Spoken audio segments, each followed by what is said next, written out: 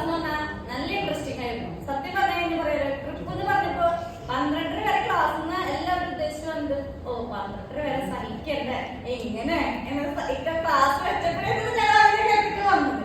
പക്ഷെ ഒരാൾ പോലും ഇതിൽ ഒരാൾ പോലും ഉറങ്ങിയിരിക്കുന്നതായിട്ട് എനിക്ക് തോന്നിയില്ല. എല്ലാവരും ഇൻട്രസ്റ്റിംഗ് ആയിരുന്നു. പിന്നെ എന്താ പറയാ ടീം സ്പിരിറ്റ് ഉണ്ടായിരുന്നു. മത്സരത്തിൽ ആര് കൂടുതൽ പോയിന്റ് കഴിക്കുമ്പോൾ ഒരു ടീം സ്പിരിറ്റ് അത് കറക്റ്റ് ആയിട്ട് എല്ലാവർക്കും ഉണ്ടായിരുന്നു.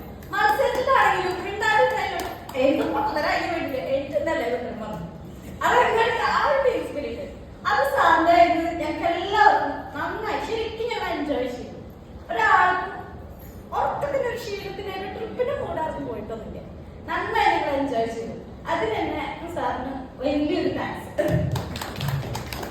പിന്നെന്താ പിന്നെ ഞങ്ങളുടെ എന്താ പറയാ ഞങ്ങളുടെ ഉള്ളിലത്തെ പറഞ്ഞില്ലേ ഓരോരുത്തരുടെ ഉള്ളിൽ ഞങ്ങൾ എത്ര ശതമാനമുണ്ട് എന്ന് ഓരോരുത്തർക്കും മനസ്സിലാവുന്ന തരത്തില് ആ ഒരു പോയിന്റ് വെച്ചിട്ട് തന്നെ ഞങ്ങൾ ഇത്ര പേഴ്സൻറ്റേജ് ഞങ്ങൾ കരുതുന്നുള്ളൂ എന്ന് വെച്ചാൽ ഞങ്ങൾക്ക് ഇത്രയും അച്ചീവ് ചെയ്യാൻ പറ്റും. അത് തന്നെ ഞങ്ങളെ മനസ്സിലാക്കി തന്നു. ആ ഒരു കാര്യം അത് വലിയൊരു കാര്യം തന്നെയാണ്. ഞങ്ങൾക്ക് അത്രയും നന്ദി പറയുന്നത്.